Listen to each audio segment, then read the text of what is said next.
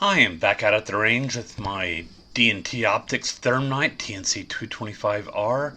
Just putting the final touches on the ballistic calculator. Here I'm putting in the scope height over the bore, which is about 2.5 inches. The rest of the information is the ballistic information for the bullets that I'm going to be using. And I'm going to be aiming at that dot on the target covered by the pipper on the crosshair.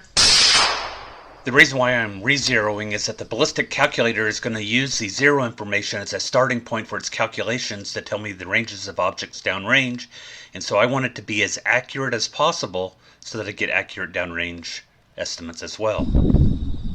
Alright. We have virtually a full moon tonight, and I'm not using the IR illuminator. That is the laser rangefinder. That fence line is 440 yards, so that 420 yards to the cow.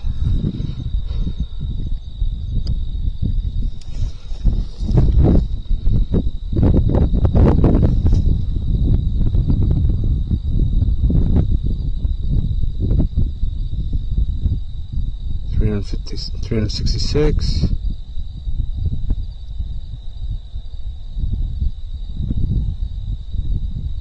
496.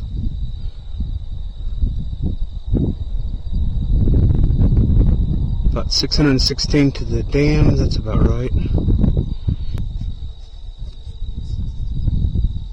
It's the IR illuminator.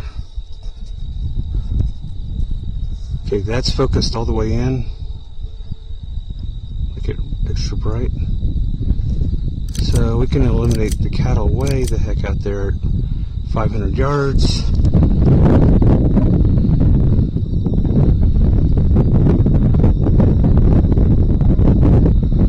Alright, well this doesn't suck at all. This is not a coyote cannon, this is the onboard illuminator. And let's see if I can range way out there. That's going to be more than 1,000 yards. Let's see. The trees there are 824 yards. And the cattle are beyond the trees, so we could call the cattle probably at 1,000 yards or more for the ones above the crosshairs. That's pretty impressive. Closer cattle, 562. So now this is all under a full moon, of course. So I can see cattle way out in the distance. And the tree line says it's 933 yards, so they're over, I'd say they're probably close to 900 yards at least. Alright, pretty cool. Carpe Jesus. Well, I found some hogs here in North Texas. I'm in the pivot field where the pivot is currently running, sprinkling the field. I'm walking through the field, my feet are getting wet. And this is the same field where I saw a paraglider last week. The hogs are currently about 380 yards away, and this is the thermal view of the ThermNight TNC225R Multi-Spectral weapon sight.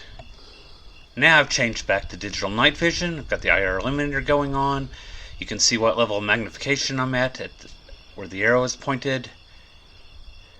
And then you can see how much IR illumination that I'm using, once again where the arrow is pointed. Here I've moved up. As you can see, wind is not a problem for me at this point. I'm just going to range the hogs. As usual, I'm going to be shooting my 6.5 Grendel with an 18-inch barrel and a Silencer Co. Omega suppressor. And I'm going to be shooting Federal Spear TNT 90 grain factory ammunition that's been chronographed at about 2,860 feet per second.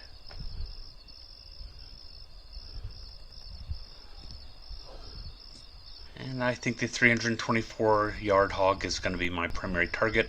I've got my holdover reticle. That's going to be the calculated amount of drop I need in order to make this shot.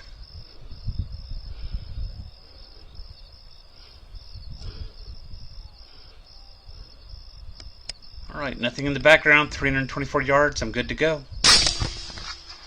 I connect with the hog, and she takes off running.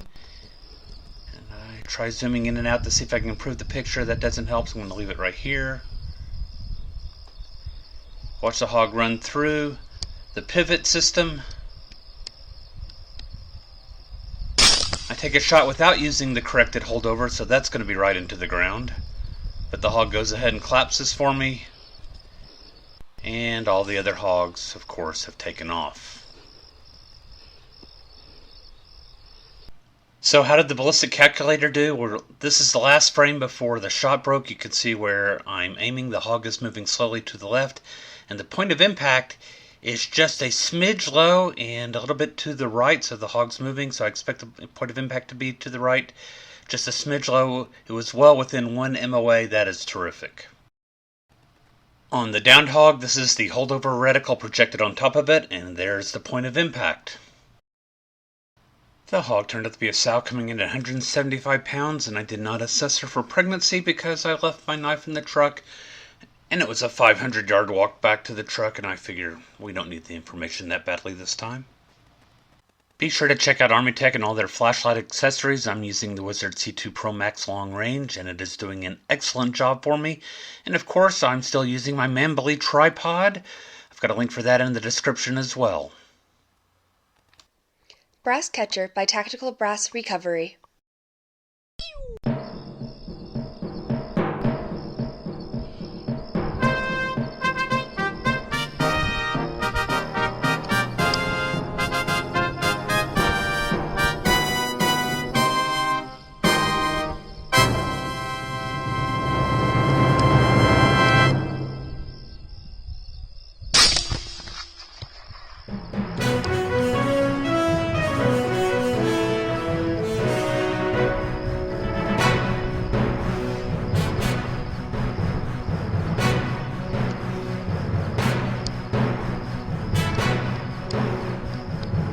Carpe sus, my friends.